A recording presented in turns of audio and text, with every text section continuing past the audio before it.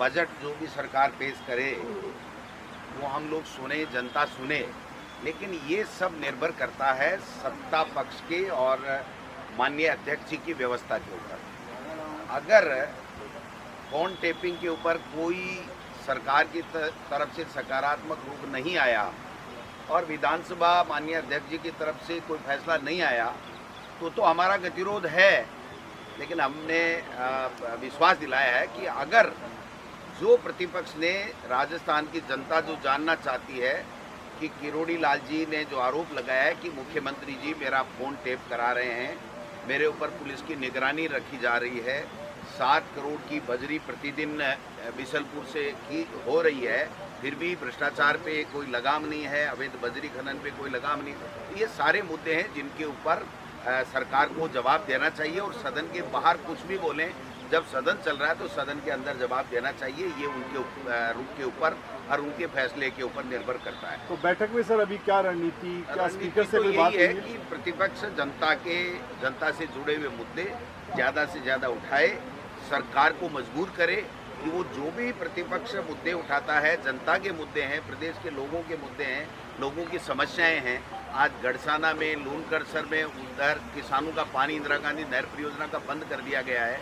आज जनवरी में ही उनको क्लोजर दे दिया गया और वहाँ फसलें बर्बाद हो रही हैं, उसके ऊपर भी कोई ये लोग बाग फैसला नहीं कर पा रहे। इतिहास में पहली बार जनवरी में पानी बंद कर दिया गया, लोगों की फसलें बर्बाद हो गई हैं।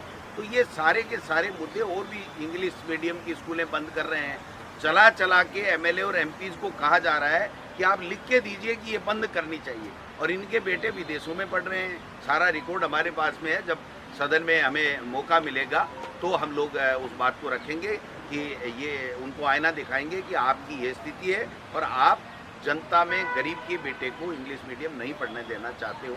ये बातें हम लोग करेंगे। मैं इस बजट के ऊपर इतना ही कहूँगा, आने से पहले ज़्यादा कहना ठीक नहीं है, लेकिन इनकी जो आपस की जो नुरग कुश्ती चल रही है, जो इनकी नाराजगियाँ चल रही हैं, इनमें आपस में जो भयंकर आक्रोश एक दूसरे के प्रति चल रहा है, उसको ठीक करना चाहिए, प्रदेश हित में है। आज किरोड़ी लाल जी अगर आज भी नहीं आते हैं नोटिस देने के बाद में भी, तो फिर सरकार का और भारतीय जनता पार्टी का मैं समझता हूँ अनुशासन कहाँ गया और क्या होगा, कि ये भी एक प्रश्नवाचक चिन्ह बना हुआ है और पूरे प्रदेश की जनता जानना चाहती है। अब मेरे समझ में नहीं आया क्या बजट आएगा, किस तरीके से आएगा, लेकिन आप देखिए, एक नमूना मैं कहना चाहता हूँ कि पूरे के पूरे जो बजट के लिए संवाद किया गया, जो लोगों की राय ली गई, वो तो लिए मुख्यमंत्री जी ने, और बजट को अंतिम रूप दिया कुमारी जी उप मुख्यमंत्री जो वित्त मंत्री हैं उन्होंने। तो जब उनमें सामंजस्य ही नहीं है तो प्रदेश के लोगों के लिए कोई नई सौगात इस बजट में मिले, मुझे बहुत कम उम्मीद है। फिर भी देखते हैं, इनको मौका है कि ये पिछला जो बजट था उसमें बिल्कुल फेल रहे, नए बजट को ढंग से दे पाए थे और उनमें भी 70-75% जो है वो बजट की बातें धरातल पे नहीं उतरे। तो मैं समझता हूँ कि देखते हैं क्या ये कर पाते हैं। ठीक, धन्यवाद।